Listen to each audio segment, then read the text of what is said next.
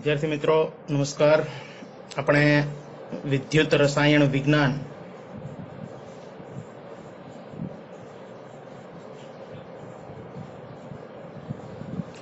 Chapter number 3 વિશે આપણે અભ્યાસ શરૂ કર્યો હતો। તો જેમાં આપણે શા માટે વિદ્યુત રસાયણ વિજ્ઞાનનો અભ્યાસ જરૂરી છે એમના વિશે વાત કરી હતી, તથા ગેલ્વેનિક કોષ અથવા विद्युत रासायनिक कोष विषय आपणे बात करी हती।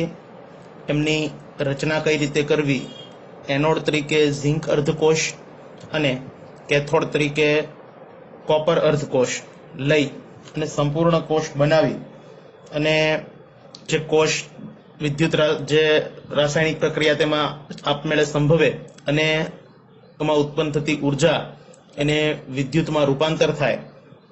तो एना माटे आ विद्युत रासायनिक कोष एमना विषे आपणे बात करी हती। तो आ कोष ए आपणे दर वखते विद्यार्थी मित्रों बनावता होईए छीए अहींया लेबोरेटरी में, अने विद्युत प्रवाह कई रीते उत्पन्न थाय ए आपणे शीखता होईए छीए। पण आ लॉकडाउन समयगाळानी अंदर आपणे स्कूल बंध होवाथी आपणे ए प्रेक्टिकल करी नहीं शकीए, पण आपणे आ जे विद्युत रासायनिक कोष छे बराबर एमनो विडियो हूँ एक आ विडियोनी साथे साथे जोड़ू छूं, ए जोजो बराबर। तो सौप्रथम ए विडियो जोईए अने त्यारबाद आपणे आ विद्युत रासायनिक कोषने लगता केटलाक नीट जी गुजसेट नी अंदर पूछी शकाय तेवा अगत्यना एमसीक्यू छे एमना विषे वात करीए। तो शुरू करीए video. A useful galvanic cell can be constructed by using zinc and copper. The anode is a zinc bar placed into a zinc sulfate solution.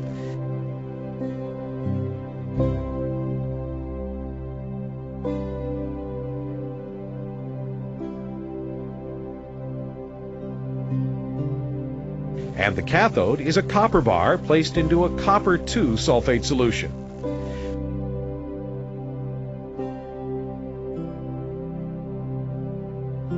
Two solutions are connected by a porous sodium chloride salt bridge that prevents the two solutions from mixing but allows ions to migrate. Attaching a cell shows that electrons flow from zinc to copper.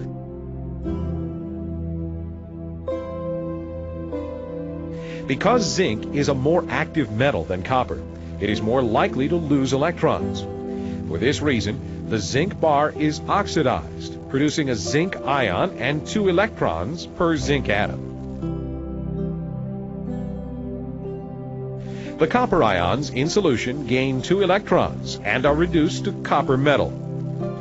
As the reaction continues, excess positive zinc ions build up in the zinc solution. At the same time, the loss of copper ions from the copper sulfate solution creates an excess of negative sulfate ions.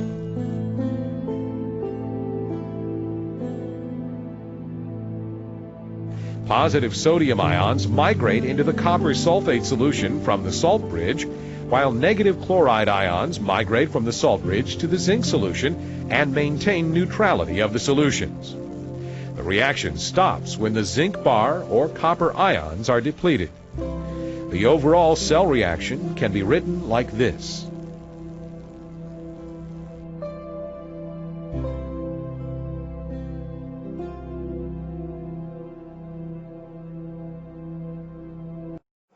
तो video तमे जोयो हशे मित्रों। गेल्वेनिक कोष अथवा तो विद्युत रासायनिक कोष कई रीते कार्य करे छे, एमां केवी केवी प्रक्रिया थाय छे, रेडॉक्स प्रक्रिया कई रीते थाय छे, क्या ऑक्सिडेशन थाय, क्या रिडक्शन थाय, बराबर। तो आ विद्युत रासायनिक कोष आधारित કેટલાક एमसीक्यू आज આપણે જોઈએ। तो प्रथम एमसीक्यू છે કઈ પ્રક્રિયા સ્વયં પ્રેરિત છે। આ एमसीक्यू જે છે વિદ્યુત રાસાયણિક કોષ આધારિત જ છે મિત્રો। તો કઈ પ્રક્રિયા સ્વયં પ્રેરિત છે આપણે કાલે જે અથવા તો છેલ્લે જે આપણે વિડિયો જોયો એમાં પ્રસ્તાવનાની અંદર આપણે આવ્યું હતું, વાત કરી હતી કે વિદ્યુત રાસાયણિક કોષ છે એ કેટલીક આપમેળે થતી રાસાયણિક પ્રક્રિયાનું વિદ્યુત ઉર્જામાં રૂપાંતર કરે છે, બરાબર। એટલે કે આપમેળે સ્વયં પ્રેરિત વાત કરી છે, કઈ પ્રક્રિયા સ્વયં પ્રેરિત છે। તો આ વિદ્યુત વિભાજન કોષની અંદર જે પ્રક્રિયાઓ થાય છે એ પ્રક્રિયાઓ સ્વયં પ્રેરિત છે, એટલે કે તે રાસાયણિક ઉર્જાનું વિદ્યુત ઉર્જામાં રૂપાંતર થાય તે પ્રક્રિયા આપમેળે થતી હોય છે. તો આમાં જવાબ થશે રાસાયણિક ઉર્જામાંથી વિદ્યુત ઉર્જા મેળવવી. તો આ પ્રક્રિયા આપમેળે થાય છે. ઓપ્શન બી એવો છે કે વિદ્યુત ઉર્જામાંથી રાસાયણિક ઉર્જા મેળવવી. તો વિદ્યુત ઉર્જામાંથી રાસાયણિક ઉર્જા જો મિત્રો મેળવવી હોય તો એમના માટે વિદ્યુત વિભાજન કોષનો ઉપયોગ કરવો પડે. આ વિદ્યુત વિભાજન કોષ જે છે બરાબર, એમાં આપણે છેલ્લે વાત કરી હતી બેટરી જોડવી પડે છે.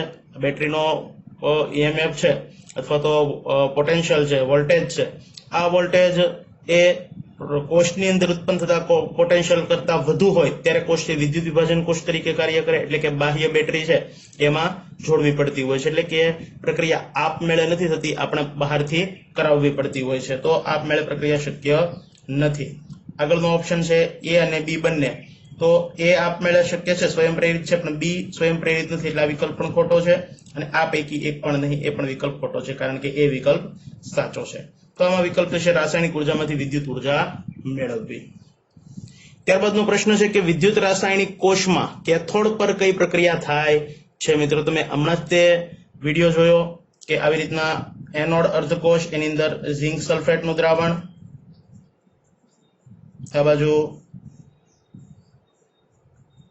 કોપર સલ્ફેટનું દ્રાવણ, ઝિંક સલ્ફેટના દ્રાવણમાં ઝિંકનો સળિયો, કોપર સલ્ફેટના દ્રાવણમાં કોપરનો સળિયો, અને આ બંનેને તાર મારફત જોડવામાં આવે. અહીંયા વચ્ચે એમીટર અથવા ગેલ્વેનોમીટર મૂકવામાં આવે અને ક્ષાર સેતુ દ્વારા બંનેને જોડવામાં આવે. તો આપણે વાત કરી હતી કે આ બાજુનો ભાગ છે એ એનોડ તરીકે વર્તે છે. આ જે સળિયો છે એનોડ છે, આ બાજુનો સળિયો છે તે કેથોડ છે. તો હંમેશા મિત્રો એનોડ ઉપર ઓક્સિડેશન થતું હોય છે, જ્યારે કેથોડ પર રિડક્શન થતું હોય છે. કારણ કે અહીંયા આ અર્ધકોષની અંદર ઝિંક એનું રૂપાંતર થતું હોય છે Zn+2 માં પ્લસ 2 ઇલેક્ટ્રોનમાં. આપણે ધોરણ 11 માં જોઈ ગયા કે ઇલેક્ટ્રોન ગુમાવવાની પ્રક્રિયા એટલે ઓક્સિડેશન. જ્યારે કેથોડની અંદર Cu+2 છે એ 2 ઇલેક્ટ્રોન મેળવી અને એનું રૂપાંતર થતું હોય છે કોપર ધાતુમાં, એટલે કે અહીંયા રિડક્શન થાય છે. અને ઇલેક્ટ્રોન મેળવવાની પ્રક્રિયા એટલે કે રિડક્શન. તો હંમેશા મિત્રો કેથોડ પર કઈ પ્રક્રિયા શક્ય બનશે? રિડક્શનની જ પ્રક્રિયા શક્ય બને છે વિદ્યુત રાસાયણિક કોષની અંદર. તો અહીંયા પ્રથમ ઓપ્શન છે જળ વિભાજન. અહીંયા જળ વિભાજન છે એ પાણી સાથે સંકળાયેલ છે, બરાબર. તો પાણી સાથેની પ્રક્રિયા એટલે આપણે એને જળ વિભાજન કહેતા હોઈએ છીએ. તો આ જળ વિભાજન તો આમાં શક્ય નથી. ત્યારબાદ તટસ્થીકરણ, એ પણ શક્ય નથી.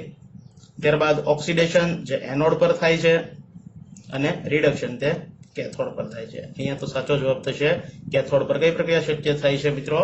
રિડક્શનની પ્રક્રિયા થતી હોય છે. તો આ બે વિકલ્પ જોયા. આગળનો વિકલ્પ તપાસીએ, ત્યારબાદનો એમસીક્યુ જોઈએ. નીચેના પૈકી કઈ પ્રક્રિયા કેથોડ પર થાય છે? આગળનો 2 નંબરનો એમસીક્યુ આપણે જોયો કે કેથોડ પર રિડક્શનની પ્રક્રિયા થાય છે. મિત્રો રિડક્શનની પ્રક્રિયા કોને કહેવાય? તો કે ઇલેક્ટ્રોન મેળવવાની પ્રક્રિયા.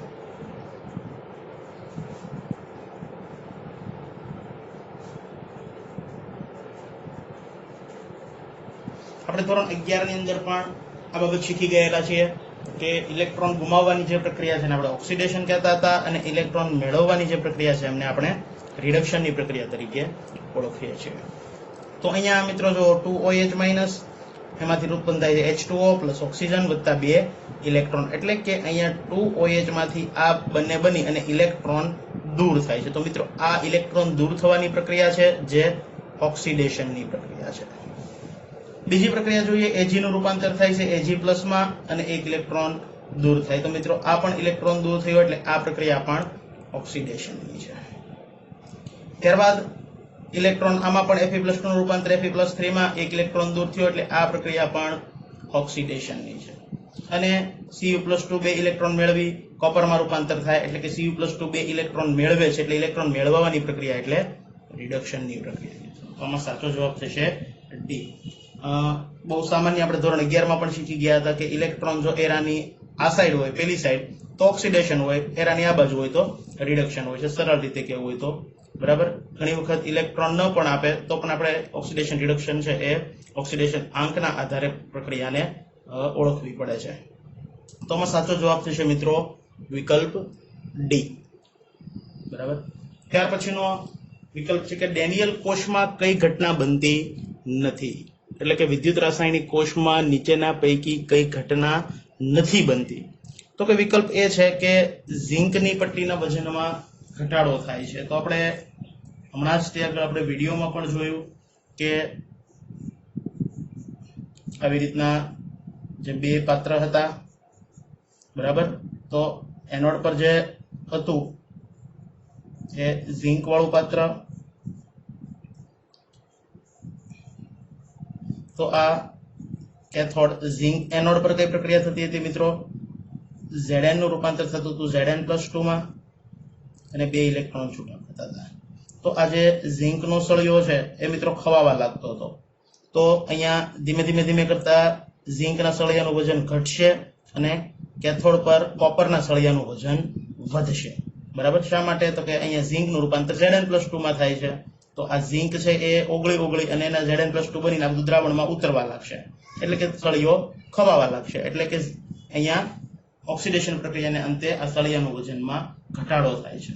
આવી જ રીતના જેટલો અહીંયા ઘટાડો થાય છે એટલા એ જ પ્રમાણની અંદર અહીંયા કોપર છે, કોપર સલ્ફેટનું દ્રાવણ, એમાં રહેલા Cu+2 એ આ 2 ઇલેક્ટ્રોન તાર મારફતે જે અહીંયા આવે છે એ તાર મારફતે આગળ વધી અને આ સળિયા મારફતે કોપરના ઇલેક્ટ્રોડ મારફતે દ્રાવણમાં ઉતરે છે. તો દ્રાવણમાં રહેલા Cu+2 તે ઇલેક્ટ્રોન મેળવી અને રૂપાંતર કોપર ધાતુમાં થાય છે. આ બનતી કોપર ધાતુ એ આ કોપરના સળિયા પર ચોંટે છે, એટલે કે એના વજનમાં વધારો થાય છે. તો એ વિડીયોમાં પણ તમે જોયું, આગળ પણ આપણે ડેનિયલ કોષ સમજતા હતા ત્યારે બાબત સમજ્યા હતા. તો ઝીંકની પટ્ટીના વજનમાં ઘટાડો થાય છે તો આ ઘટના બને છે. બરાબર. જ્યારે કોપરની પટ્ટીના વજનમાં ઘટાડો થાય છે મિત્રો, એવું કીધું છે અહીંયા. તો કોપરની પટ્ટીમાં અહીંયા શું થાય છે? વધારો થાય છે. જો અહીંયા ઘટાડાની જગ્યાએ વધારો હોત તો આ વિકલ્પ સાચો બને, પણ અહીંયા આ ઘટના બનતી નથી, એટલે સાચો જવાબ થશે બી. આગળ સી અને ડી પણ ચેક કરી લઈએ. તો કે કોપર સલ્ફેટના દ્રાવણનો રંગ ધીરે ધીરે દૂર થાય છે. મિત્રો અહીંયા કોપર સલ્ફેટનું જે દ્રાવણ હતું એમાં રહેલા Cu+2 આયનો, આ Cu+2 આયનો 2 ઇલેક્ટ્રોન મેળવી અને અહીંયા આ જે કેથોડ છે, બરાબર, આ ઇલેક્ટ્રોડ પર જમા થતા હતા, એટલે કે Cu+2 દૂર થતા હતા. તો ધીમે ધીમે કોપર સલ્ફેટના આયનો એટલે અણુઓમાંથી Cu+2 આયન દૂર થતો હતો, એટલે કે ધીમે ધીમે કરતા કોપર સલ્ફેટ છે વપરાતું જાય છે, એટલે કે એના દ્રાવણની તીવ્રતા ઘટતી જશે, રંગની તીવ્રતામાં ઘટાડો થતો જાય છે મિત્રો. એટલે કે રંગની તીવ્રતા ધીમે ધીમે ઘટતી જાય તો આપણે કહી શકીએ કોપર સલ્ફેટના દ્રાવણના રંગમાં ધીરે ધીરે દૂર થાય છે.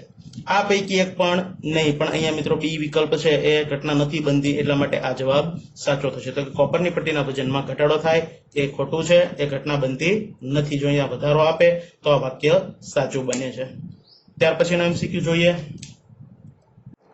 તો અહીંયા આપણને એક આકૃતિ આપી છે, એ આકૃતિ પરથી આપણે જવાબો કેટલાક આપવાના છે. ખૂબ સરળ પ્રશ્ન છે. આકૃતિ પરથી જોતા જ આપણને એક અંદાજ આવે કે આ આકૃતિ વિદ્યુત રાસાયણિક કોષ, બરાબર, અથવા ડેનિયલ કોષની છે. તો ડેનિયલ કોષની અંદર આપણે જોયું હતું કે ઝિંક અર્ધકોષ જે એનોડ તરીકે છે અને કોપર અર્ધકોષ કેથોડ તરીકે છે. તો એ આધારિત કેટલાક પ્રશ્નો જોઈએ. તો અહીંયા પી એ કયો પદાર્થ છે? તો અહીંયા તમને આકૃતિ જુઓ તો આકૃતિમાં પી અહીંયા આપેલો છે, એટલે કે આના વિશે વાત કરે છે કે આ જે ધાતુનો સળિયો છે એ કઈ ધાતુનો હશે. તો આપણે જ્યાં જોયું હતું કે ઝિંક સલ્ફેટના દ્રાવણમાં ઝિંકનો રોડ છે અથવા તો ઝિંકનો સળિયો એ ડુબાડવામાં આવતો હતો. તો પી એ કયો પદાર્થ છે?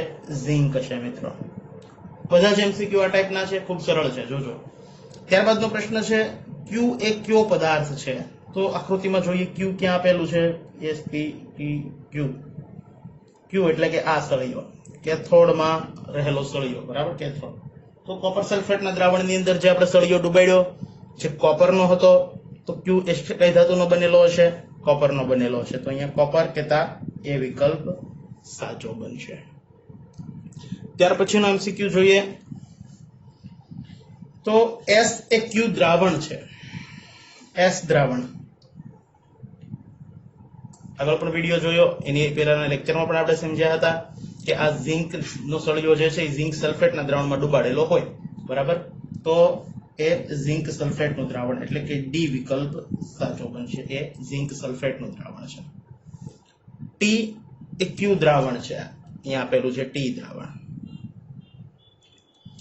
તો આપણે જાણીએ છીએ કોપરનો સળિયો હતો તો દ્રાવણ કેવું છે? કોપરનું ક્ષાર છે. કોપરનો ક્ષાર અહીંયા કયો આપેલો છે? તો કે મેગ્નેશિયમ સલ્ફેટ નહીં, ઝિંક સલ્ફેટ નહીં, સિલ્વર નાઇટ્રેટ નહીં, કોપરનો ક્ષાર કહેતા કોપર સલ્ફેટ. તો અહીંયા સાચો વિકલ્પ થશે બી, કોપર સલ્ફેટ એ હશે. ત્યારબાદ આર એ ક્યુ સાધન છે, બરાબર. તો અહીંયા આર આપેલો છે. આપણે જાણીએ છીએ કે અહીંયા ઉત્પન્ન થતો પ્રવાહ એ આપણે માપવા માટે ત્યાં સાધન જોડેલું હોય છે, બરાબર. તો ઉત્પન્ન થતો ઇલેક્ટ્રોનનો પ્રવાહ એ અહીંયા જાણી શકાતો હોય છે. તો એ ઇલેક્ટ્રોનનો પ્રવાહ માપવા માટે એમ્પિયર મીટર એટલે કે એ મીટર, વોલ્ટ મીટર પણ ચાલે, ગેલ્વેનોમીટર પણ ચાલે મિત્રો. તો આ આટલા મીટર છે એની મદદથી આપણે અહીંયા આવા સાધનો છે એ ત્યાં જોડી શકીએ છીએ. તો આગળ એ પૂછે વિસ્ટન બ્રિજ. તમે શું જાણો છો વિસ્ટન બ્રિજ શાના માટે હોય છે? ફિઝિક્સની અંદર તમારે આનો ડીપમાં અભ્યાસ આવશે. વિસ્ટન બ્રિજનો પ્રેક્ટિકલ પણ તમને જયેશભાઈ કરાવશે. તો આ વિસ્ટન બ્રિજ એ લગભગ અવરોધ માપવા માટે વપરાતું હોય છે. તો એ અવરોધ માપવા માટેનું સાધન છે વિસ્ટન બ્રિજ આપો, બરાબર. તો આ આર છે, વિસ્ટન બ્રિજ છે નહીં, એટલે કે આ વિકલ્પ ખોટો છે. ત્યારબાદ આવે છે ઓહમ મીટર, એ પણ વિકલ્પ ખોટો છે. ગેલ્વેનોમીટર વિકલ્પ સાચો છે. ગેલ્વેનોમીટર હોઈ શકે, કારણ કે આપણે સૌ જાણીએ છીએ કે વિદ્યુત પ્રવાહની હાજરી નોંધવા માટે ગેલ્વેનોમીટર વપરાય છે. ત્યારબાદ એ પૂછે અવરોધ. અવરોધ શક્ય નથી, કારણ કે તમારા ફિઝિક્સની અંદર તમે અવરોધને આર રેઝિસ્ટન્સ તરીકે દર્શાવો છો, પણ મિત્રો અહીંયા આર જે છે એ અવરોધના સંદર્ભમાં નથી. ફિઝિક્સની અંદર આર ને તમે અવરોધ તરીકે દર્શાવો છો, બરાબર. સમાંતર જોડાણ ને પેલું શ્રેણી જોડાણ ને અવરોધનું એ ટાઈપનું તમારા ફિઝિક્સમાં આવે છે. પણ અહીંયા આ આર જે છે, કેપિટલ આર, એ માત્ર એક આલ્ફાબેટિકલી વર્ડ છે. એ માત્ર એક દર્શાવવા માટે એક એબીસીડી ના અક્ષર તરીકે, આલ્ફાબેટ તરીકે અહીંયા વપરાયેલ છે. એટલે અવરોધ છે એ ત્યાં છે નહીં. એટલે ભૂલમાં ફિઝિક્સનું આપણે સમજી અને અહીંયા આર કહેતા અવરોધ લખતા હોઈએ છીએ, તો એ ભૂલ ન પડે, એ ખાસ ધ્યાન રાખજો. ત્યારબાદનો પ્રશ્ન છે કે યુ શું દર્શાવે છે? અહીંયા યુ,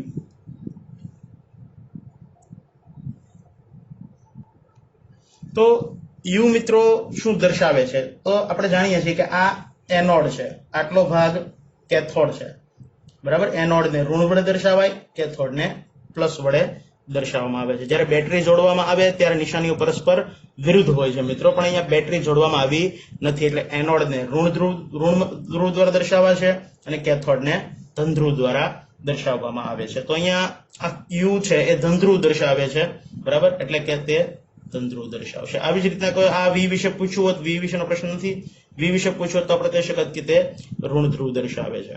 તો અહીંયા આ આકૃતિ આધારિત કેટલાક એમસીક્યુ આપણે જોઈએ. આગળ જોઈએ. ત્યારબાદનો એમસીક્યુ છે ડેનિયલ કોષમાં થતી રેડોક્સ પ્રક્રિયા ખાલી જગ્યા છે. તો ડેનિયલ કોષની અંદર કઈ રેડોક્સ પ્રક્રિયા થાય છે? આ ચાર પૈકી એ આપણે અહીંયા જોવાનું છે. પ્રથમ વિકલ્પ છે કે Zn એનું રૂપાંતર થાય Zn+2 માં, Cu નું રૂપાંતર થાય Cu+2. અહીંયા મિત્રો ઝિંકનો આપણે જો આખી પ્રક્રિયા લખીને સમજીએ, ઝિંક પ્લસ Cu એમાંથી બને Zn+2 અને Cu+2. ઝિંક માટે ઓક્સિડેશન આંક લખીએ તો 0, કોપર માટે 0, આના માટે +2, આના માટે પણ +2. તો 0 માંથી +2 માં રૂપાંતર, આ પણ 0 માંથી +2 માં રૂપાંતર, એટલે કે આ પ્રક્રિયા પણ ઓક્સિડેશન, આ પ્રક્રિયા પણ ઓક્સિડેશન.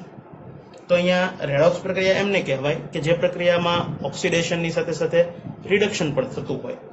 તો આ બંને પ્રક્રિયા જો સાથે બનતી હોય તેને આપણે રેડોક્સ પ્રક્રિયા કહીએ. અહીંયા ઓક્સિડેશન પણ માત્ર થાય છે, રિડક્શનની પ્રક્રિયા દર્શાવતી નથી, એટલે કે આ રેડોક્સ પ્રક્રિયા જ છે નહીં. તો પ્રથમ વિકલ્પ છે એ ખોટો છે, કારણ કે તે રેડોક્સ પ્રક્રિયા જ નથી.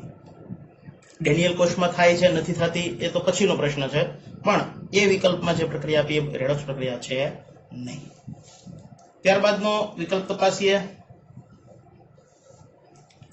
તો Mg+2 બરાબર આવી રીતનાથી પ્રક્રિયા છે કે Mg+2 પ્લસ Zn એમાંથી બને છે Zn+2 પ્લસ Mg, એટલે કે અહીંયા Mg+2 નું Mg માં રૂપાંતર, +2 માંથી 0 એટલે કે રિડક્શન થાય છે, અને ઝિંક નું Zn+2 માં એટલે કે ઓક્સિડેશન થાય છે.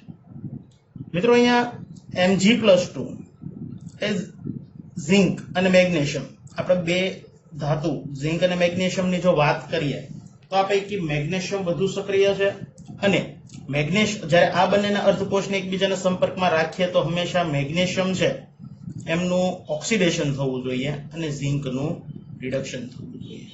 તો આ પ્રક્રિયા જે છે, આ બંને વચ્ચે થતી પ્રક્રિયા એ રેડોક્સ બને. રેડોક્સ તો છે જ, સોરી, પણ આ બંને જે જોડવાથી, જે કોષ અર્ધકોષોને જોડવાથી જે સંપૂર્ણ કોષ બને એ વિદ્યુત રાસાયણિક કોષ બને. પણ મિત્રો અહીંયા ઉલટી પ્રક્રિયા છે કે Mg+2 નું રૂપાંતર Mg માં, Zn+2 નું રૂપાંતર Zn માં. તો આ પ્રક્રિયા ખરેખર જે આપી છે તે વિદ્યુત વિભાજન કોષની પ્રક્રિયા છે, અને આ પ્રક્રિયા ઉપરોક્ત જે પ્રક્રિયા છે આપમેળે શક્ય નથી. બેટરીનું જોડાણ છે મિત્રો એ કરવું પડતું હોય છે, કારણ કે મેગ્નેશિયમ સક્રિય ધાતુ છે. મેગ્નેશિયમમાંથી +2 માંથી Mg બનાવવાનું છે, ક્ષારમાંથી મેગ્નેશિયમ ધાતુ બનાવવાની છે, અને Zn ના સળિયામાંથી Zn+2 કે તેમનું ઓક્સિડેશન કરાવવાનું છે. તો આને એનોડ તરીકે લેવાના છે, આ બંનેના કોષને કેથોડ તરીકે, આપણે આખા કોષને, અર્ધકોષને કેથોડ તરીકે લેવાનો છે. જો આ બંનેને આપણે ખરેખર જોડવામાં આવે તો મેગ્નેશિયમ છે ઓક્સિડેશન થવું જોઈએ અને ઝિંકનું રિડક્શન થવું જોઈએ, તો તે પ્રક્રિયા છે તે વિદ્યુત રાસાયણિક કોષની બને અને ડેનિયલ કોષમાં હોઈ શકે. પણ આ ઉપરોક્ત પ્રક્રિયા વિદ્યુત વિભાજન કોષની છે. થોડુંક અઘરું લાગશે, કારણ કે હજી આપણે વિદ્યુત વિભાજન કોષ વિશે ડીપમાં અભ્યાસ કર્યો નથી, EMF શ્રેણી વિશે અભ્યાસ નથી કર્યો, એટલા માટે થોડું અઘરું લાગશે. આગળ આપણે EMF શ્રેણી એના વિશે જોશું, એટલે આ પ્રક્રિયા તમને થોડીક એવી સરળ હજી બની જશે. ત્યારબાદનું છે સી વિકલ્પ તપાસીએ.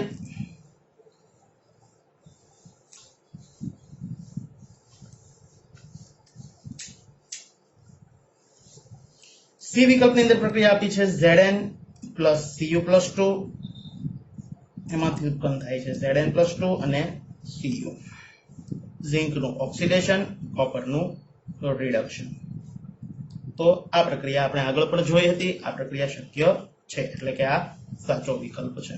આની ઉલટાવીય પ્રક્રિયા, Cu નું રૂપાંતર Cu+2 માં, Zn+2 નું Zn માં. તો આપણે આગળ વિદ્યુત વિભાજન કોષમાં પણ વાત કરી હતી, 3 આકૃતિઓ દોરી હતી અને 12 થી બેટરી જોડી હતી. 1.1 વોલ્ટ કરતા જો વધારે વોલ્ટેજ બેટરી દ્વારા લાગુ પાડવામાં આવે તો પ્રક્રિયા ઉલટાવાઈ જાય છે, વિદ્યુતનો પ્રવાહ પણ ફરી જાય છે, અને કોષ છે એ વિદ્યુત રાસાયણિક કોષ ન રહેતા એ વિદ્યુત વિભાજન કોષ તરીકે કાર્ય કરે છે. એટલે કે ડી નામની જે પ્રક્રિયા છે, બરાબર, એ વિદ્યુત વિભાજન કોષની પ્રક્રિયા છે, એટલે કે એ ડેનિયલ કોષમાં શક્ય બનતી નથી. તો અહીંયા સાચો વિકલ્પ થશે સી વિકલ્પ. ત્યારબાદની વાત કરીએ, ક્ષાર સેતુના સંદર્ભમાં કયું વિધાન ખોટું છે? તો તે બંને છેડે ખુલ્લી એવી યુ આકારની કાચની નળી છે મિત્રો. તો એ વિકલ્પ સાચો છે, કારણ કે એ યુ આકારની નળી હોય છે, એમની અંદર ક્ષાર સેતુ ભરવામાં આવે, બંને છેડા પર રૂના પૂમડા લગાડવામાં આવે. આ રીતના યુ આકારની નળી લેવામાં આવે છે, બરાબર. એમની અંદર ક્ષાર સેતુ ભરી અને બંને છેડે ગ્લાસ વૂલ અથવા તો રૂના પૂમડા નાખી અને એને બંને અર્ધકોષોની અંદર ડુબાડવામાં આવે છે, છેડાઓને ઉલટી કરીને આ યુ આકારની નળીને, બરાબર. તો આ વિધાન સાચું છે. આપણે તો ખોટું વિધાન ગોતવાનું છે, એટલે આ વિધાન સાચું છે, એટલે આપણો જવાબ નથી. તે બી વિકલ્પ જોઈએ. તો તે બંને અર્ધકોષમાંના દ્રાવણોની વિદ્યુતીય તટસ્થતા જાળવવાનું કાર્ય કરે છે. મિત્રો આપણે આગળ જોયું હતું કે Zn વાળું જે અર્ધકોષ હતો તો એની અંદર Zn+2 નું પ્રમાણ છે એ વધતું હતું અને SO4-2 નું પ્રમાણ ઘટતું હતું, કારણ કે Zn+2 નું પ્રમાણ વધવા લાગ્યું હતું. ઝિંકનું રૂપાંતર Zn+2 માં થઈ અને તે દ્રાવણમાં આવી રીતના ઉતરતા હતા. તો અહીંયા SO4-2 વધવા લાગતા હતા, બરાબર. આ બાજુનો જે અર્ધકોષ હતો એમની અંદર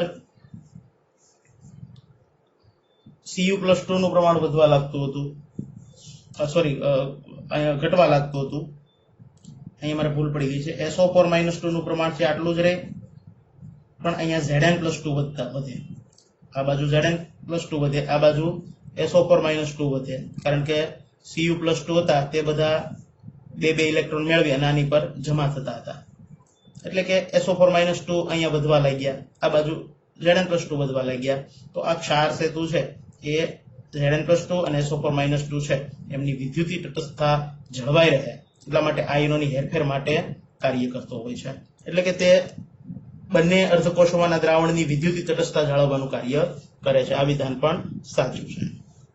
સી વિકલ્પ જોઈએ. તે બે અર્ધકોશના દ્રાવણોને એકબીજાના સંપર્કમાં રાખવાનું કાર્ય કરે છે. મિત્રો આ બંને અર્ધકોશો છે આવી રીતના યુ આકારની નળી જોડવાથી આ બંને કોષો એકબીજાના સંપર્કમાં રહે છે અને વિદ્યુત પ્રવાહ પસાર થાય છે. જો યુ આકારની નળી આપણે દૂર કરી દઈએ તો વિદ્યુત પ્રવાહ પસાર થતો નથી, કારણ કે આખી સર્કિટ છે એ અટકી જાય છે, અડધી થઈ જાય છે. બંને દ્રાવણો એકબીજાના સંપર્કમાં ન હોવાથી સંપૂર્ણ સર્કિટ છે એ બનતી નથી, પરિપથ અપૂર્ણ રહે છે. તો સંપૂર્ણ પરિપથ બનાવવા માટે યુ આકારની નળી ફરજિયાત જોડવી પડતી હોય છે. તો તે આ બે અર્ધકોશના દ્રાવણોને એકબીજાના સંપર્કમાં રાખવાનું કાર્ય કરે છે. આ વિધાન સાચું છે. ડી વિકલ્પ છે કે તેમાં કોઈ પણ ક્ષારનું દ્રાવણ ભરેલું હોય છે. મિત્રો આ વિધાન ખોટું છે, કારણ કે એમાં કોઈ પણ ક્ષાર ચાલે નહીં. એમાં એવા ક્ષાર ચાલે કે જે ક્ષારના ધનાયન અને ઋણાયનના વહનાંક સમાન હોય છે. આ ખૂબ યાદ રાખજો મિત્રો. ક્ષાર સેતુમાં એવા દ્રાવણો ભરી શકાય કે જેના ધનાયન અને